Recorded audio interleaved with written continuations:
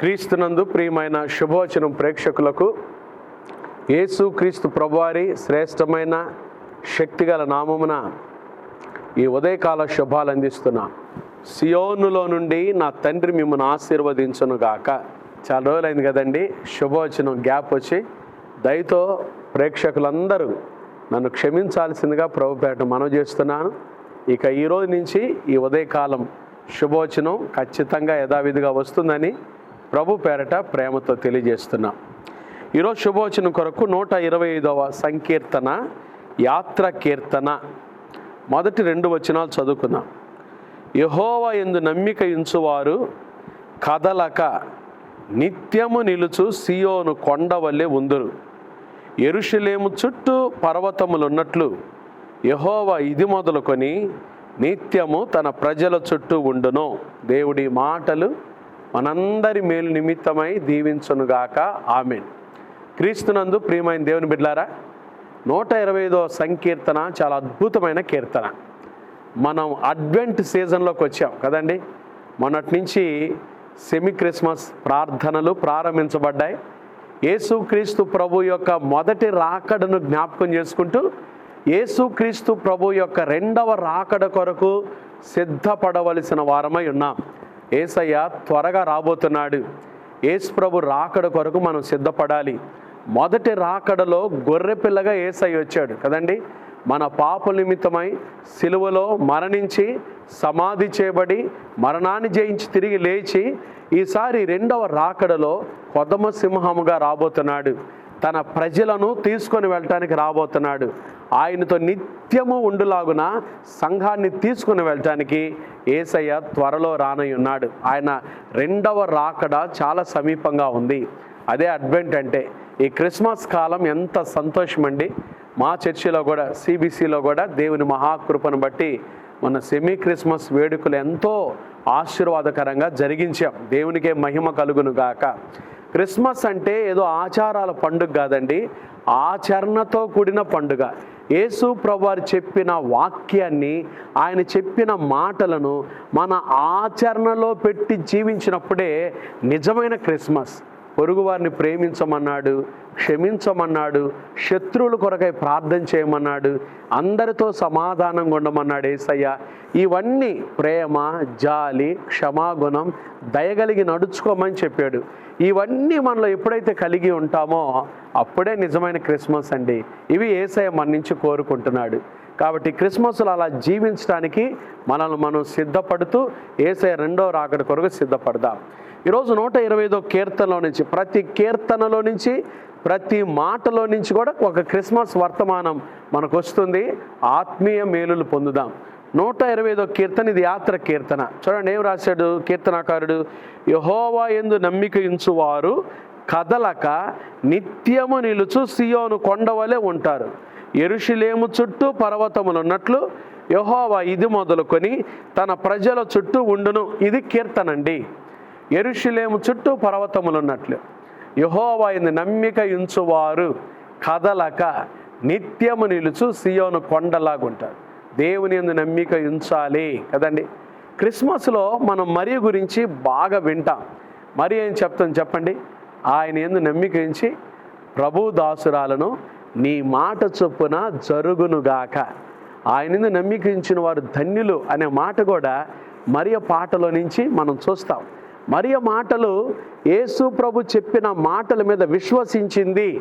ఎవరైతే దేవుని మాటల మీద విశ్వాసంతో నమ్మికతో జీవిస్తారో వారు కదలక నిత్యము నిలుచు సియోను కొండలాగుంటారు కదండి. ఎందుకు ఈ రోజుల్లో మనుషులు కదిలిపోతున్నారు? ఒక చిన్న సమస్య రాగానే ఎందుకు కదులుతున్నావు, ఎందుకు బెదురుతున్నావు, ఎందుకు నీ జీవితంలో అలజడులు, ఎందుకు నీ జీవితంలో పోరాటాలంటే దేవుని మాట మీద పరిపూర్ణమైన నమ్మకం లేకపోవుటయే కదండి. మనం నమ్మాలి, దేవుని మాటలు నమ్మాలి. ఆయన మాటలు మనం ఎంత నమ్ముతామో నమ్మిన మనం ధన్యులమవుతాం. దేవుని మాటలు మన జీవితంలో గొప్ప కార్యాలు చేస్తాయి కదండి. యెహోవా యందు నమ్మిక ఉంచువారు కదలక నిత్యము నిలుచు సియోను కొండ వలె ఉంటారు. నమ్ముతున్నావా? యేసయ్య నమ్ముతున్నావా? చాలా సందర్భాల్లో యేసయ్య అంటాడు, మీ నమ్మిక చొప్పున మీకు కలుగునుగాక. మీరు నమ్ముట నీ వలననైతే నమ్మువానికి సమస్తం సాధ్యం. ఏమి నమ్మాలి పాస్టర్ గారు? మొదట యేసుక్రీస్తు ప్రభువారు నా కొరకు ఈ లోకానికి వచ్చాడు, నా పాపం కొరకై సిలువలో మరణించాడు, సమాధి చేయబడ్డాడు, మరణాన్ని జయించి తిరిగి లేచాడు, మరలా నా కొరకై తిరిగి రానయ్యున్నాడు. ఇదే సత్య సువార్త. దీన్ని కానీ నువ్వు నమ్మితే నీ జీవితంలో నువ్వు ఎంత ధన్యురాలు అవుతావో, ధన్యుడు అవుతావో నమ్మాలి. యేసు ప్రభువారు కూడా ఆయన ఏ కార్యం చేసినా నేను ఇది చేయగలనని మీరు నమ్ముతున్నారా? వాళ్ళు మేము నమ్ముతున్నాము అని అడిగినప్పుడు వారి జీవితాలు యేసయ్య అద్భుతాలు చేశాడు. కాబట్టి ఈ ఉదయకాలం ఈ మాటలు వింటున్న నీ జీవితంలో యేసు ప్రభు మాటల మీద నీకు నమ్మకం ఉందా? యేసు ప్రభు మీద నమ్మకం ఉందా? నమ్మిక ఉంచినట్లయితే తప్పకుండా నువ్వు ధన్యుడివే, ధన్యురాలువే. యేసు ప్రభు నమ్మితే చాలండి, ఆయన మన జీవితంలో గొప్ప కార్యాలు చేస్తాడు కదండి. మనం యేసు ప్రభు వస్త్రపు చెంగు ముట్టి బాగుపడిన రక్తస్రావ రోగము ఆ స్త్రీ గురించి మనం ఏదో వింటాము, కానీ అది చాలా అద్భుతం అండి. అద్భుతాల్లో కూడా గొప్ప అద్భుతం. ఆమె అనేక మంది వైద్యుల దగ్గరికి వెళ్ళింది, ఎన్నో తిప్పలు పడింది, ఉన్నదంతా ఖర్చు చేసింది, ఎంతో అలసట జీవితంలో అలిసిపోయింది ఆ స్త్రీ. అయితే ఒకరోజు ఆమె యేసు ప్రభు గురించి వినిందండి. ఆయన వస్త్రపు చెంగు ముట్టినా నేను బాగుపడతానని నమ్మిందంతే. నమ్మి యేసు ప్రభు దగ్గరికి వచ్చి వెనక నుండి ఆయన వస్త్రపు చెంగును ముట్టింది, బాగుపడింది. ఆమె ఏమి నమ్మింది? యేసు ప్రభు వస్త్రపు చెంగులో స్వస్థత ఉందని నమ్మింది. ఆమె ఏమి నమ్మింది? యేసు ప్రభు మాటలో స్వస్థత ఉందని నమ్మింది.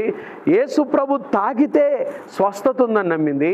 యేసు ప్రభుల శక్తి ప్రభావం ఉందని నమ్మింది. అంతే నమ్మింది, ఆమె బాగుపడింది.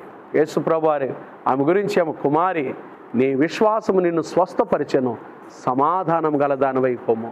ఈ ఉదయకాలం ఈ మాటలు వింటున్న నీ జీవితంలో యేసు ప్రభు యందు విశ్వాసం ఉంచినట్లయితే నీ విశ్వాసమే, ఒకరి విశ్వాసం కాదండి, నీ విశ్వాసమే నీ జీవితంలో నిన్ను బాగు చేయనుగాక, నిన్ను స్వస్థపరచునుగాక, నీ సమస్యలన్నింటిలో నుంచి నీకు విడుదల కలుగు చేయనుగాక, నీ రోగముల్లో నీకు స్వస్థత కలుగు చేయనుగాక, నీ ఆర్థిక ఉపద్రవాలన్నిటిలో నిన్ను పైకి లేవనెత్తునుగాక. విశ్వసించండి, ఈరోజు యేసయ్య మీ జీవితంలోనే కార్యం చేయనుగాక. ఆమేన్. ప్రార్థన చేసుకుందామా?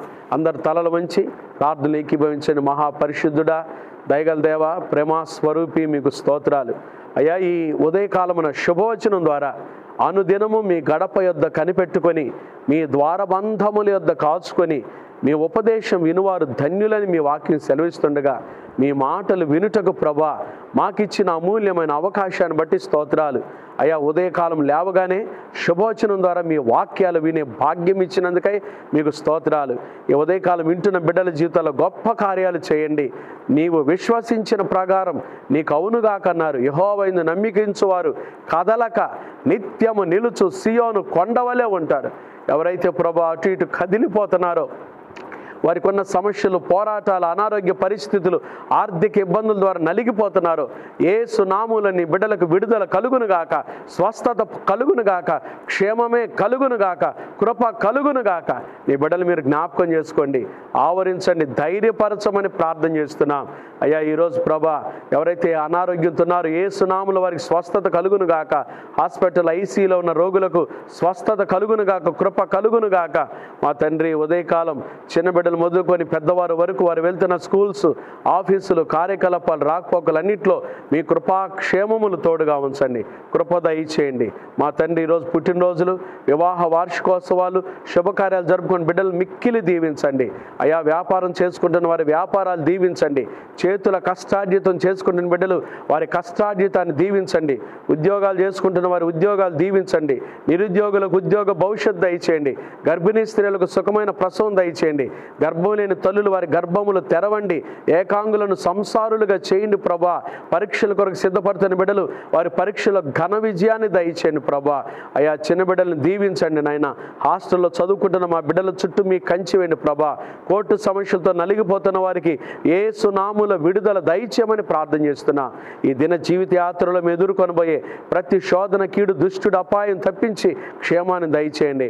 ప్రయాణం చేస్తున్న ప్రయాణికులకు మీ క్షేమం దయచేయండి. వారు ట్రైన్ ట్రైన్లో వెళ్తున్నా, బస్సుల్లో వెళ్తున్నా, విమానాల్లో వెళ్తున్నా, కాలి నడకన వెళ్తున్నా, స్కూటర్స్ మీద వెళ్తున్నా, కారుల్లో వెళ్తున్న బిడ్డలకు క్షేమం దయచేయండి. ఈ దినమంతట్లో మాకు తోడుగా ఉండి మీ యందు నమ్మిక ఉంచి మీలో బలమైన కార్యాలు చూసే భాగ్యం దయచేయండి.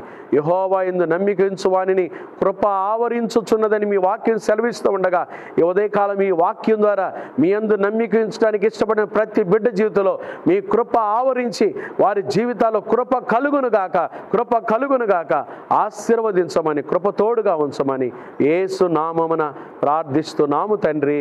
ఆమేన్. త్రియేక దేవుని ప్రేమ, కృప, సమాధానములు ఈ ఉదయకాలం శుభోచనంలో పాల్గొన్న దేవుని ప్రియులందరికీ, క్రైస్ట్ బ్లెస్సింగ్ చర్చ్ కుటుంబాలకు, పరిచర్లకు, సార్వత్రిక సంఘానికి, సకల పరిశుద్ధులకు ఇప్పుడు ఎల్లప్పుడు ప్రభువు రాకడ పర్యంతం తోడైండునుగాక.